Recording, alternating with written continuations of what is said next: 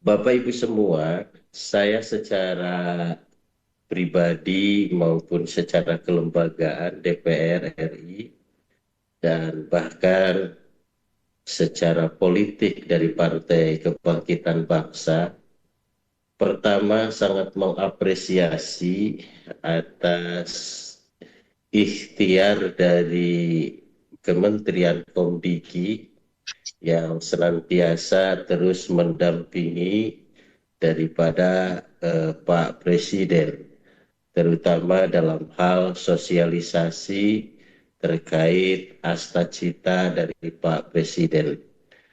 Dan tentu apresiasi ini bukan kaleng-kaleng karena memang sebuah program tanpa disosialisasikan, maka sebesar apapun, sebaik apapun, tanpa terkomunikasi dengan baik, rasa-rasanya ini bukan tidak bermanfaat, eh, akan menjadi miskomunikasi, apalagi di zaman digital, apalagi di zaman media sosial, yang hari ini barangkali kita bisa saksikan bersama banyak para pihak yang tidak ingin negara ini maju, yang tidak ingin generasi penerus ini baik.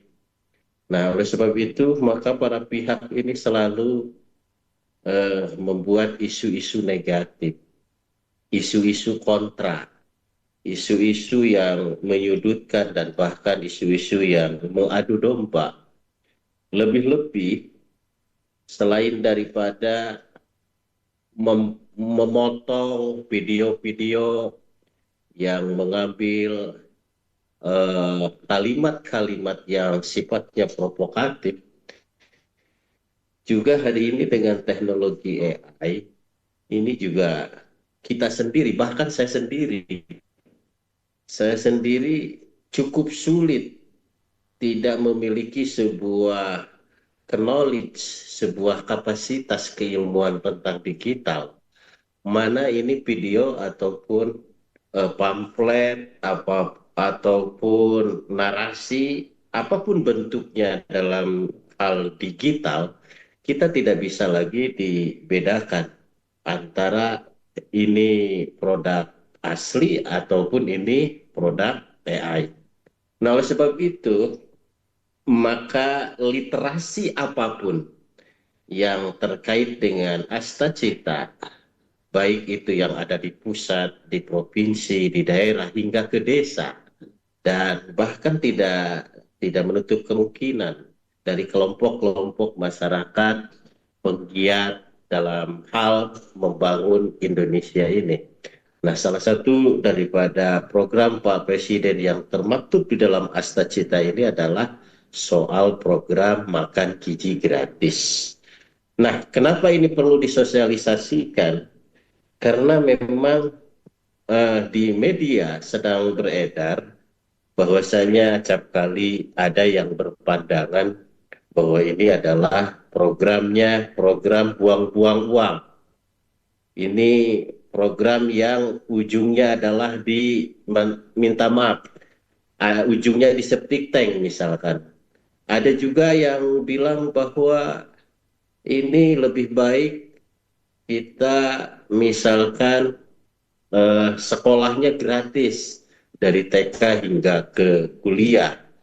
Nah, ini persepsi ini terus berseliweran. Apalagi hari ini program MBG yang bertanggung jawab penuhnya adalah BGN, hari ini sedang melakukan penyempurnaan, baik dari sisi regulasi, dari sisi penganggaran, dari sisi tata laksana, dan bahkan dari sisi penerima manfaat. Nah, tentu setiap program tidak langsung sempurna, baik secara regulasi, secara tata laksana, dan bahkan secara penerima manfaatnya. Tetapi kita melihat nawaitu Pak Presiden yang diaplikasikan oleh Badan Gizi Nasional ini menuju hal yang sangat-sangat positif, di mana Bapak Ibu semua, eh, bahwa program makan gizi gratis ini multi effect player, baik dari sisi ekonomi, dari sisi tenaga kerja, dan bahkan ini juga menambah sebuah kebahagiaan bagi anak-anak. Hari ini kalau misalkan disurvei tingkat kehadiran anak-anak untuk semangat sekolah ini sebelum dan sesudah adanya MBG, saya punya yakin bahwa tingkat kehadiran secara fisik anak-anak bersekolah, saya rasa ini akan meningkat secara drastis. Dan bahkan ada sebuah informasi video yang nyampe ke saya, acap kali anak sekolah tujuannya, minta maaf, ini satu sisi negatif ya, satu sisi juga sebagai respon terhadap hadirnya MBG. Jadi ketika anak, kenapa kamu sekolah jalan kaki jauh gitu, ya saya hanya ingin apa? Hanya ingin makan yang enak, gitu kan? Nah ini kan, walaupun ini sebenarnya negatif, tetapi perspektif terhadap kehadiran MBG ternyata itu mendatangkan sebuah kesemangatan. Karena memang dengan kebiasaan datang ke sekolah, walaupun awalnya tujuannya ingin mendapatkan makan yang enak, ingin mendapatkan buah yang segar, ingin mendapatkan susu.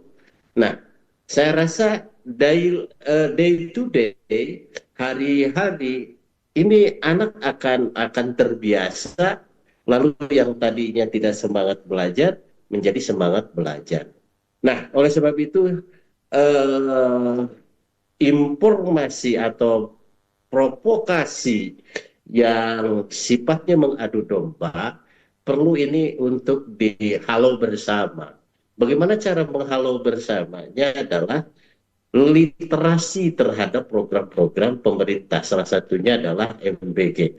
Nah, oleh sebab itu saya secara pribadi dan tentunya sebagai wakil lembaga DPR RI, lebih terkhusus daripada Komisi 1, di mana Komdigi bagian daripada mitra Komisi 1, saya mengajak kepada semua hadirin yang hadir hari ini menjadi duta-duta literasi tentang MBG. Betul bahwa MBG ini sebuah investasi yang sangat mahal, investasi jangka panjang. Betul seperti itu.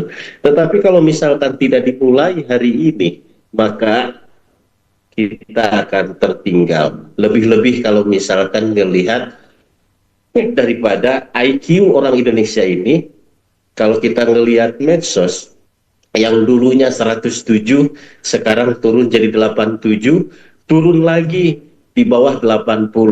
Maka kalau misalkan IQ orang Indonesia ini di bawah 70, maka daya pemikiran kita, manusia orang Indonesia, tidak jauh beda dengan gorila atau orang hutan. Nah ini kan sangat mengkhawatirkan. Nah, lebih-lebih kalau dari sisi kesehatan, tentu ini juga MBG sangat efektif sebagai jawaban secara langsung bagaimana untuk menjaga daripada stunting. Walaupun stunting itu diawali dari masa kandungan, tetapi dengan ikhtiar MBG, makannya teratur, menunya teratur, kemudian konsisten, saya rasa kekurangan-kekurangan asupan gizi masa kandungan, saya rasa ini juga bisa direcovery ketika tiap hari memakan MBG. Karena memakan MBG fokusnya bukan kepada banyaknya, fokusnya bukan kepada enaknya, tetapi fokusnya adalah pada kandungan gizi. Berapa protein yang diperlukan, berapa karbohidrat yang diperlukan, berapa lemak yang diperlukan juga, dan yang lain-lain. Nah, oleh sebab itu sekali lagi saya secara pribadi dan tentunya sebagai fraksi PKB sangat mendukung 100% terhadap program Pak Presiden terkait daripada makan gizi gratis.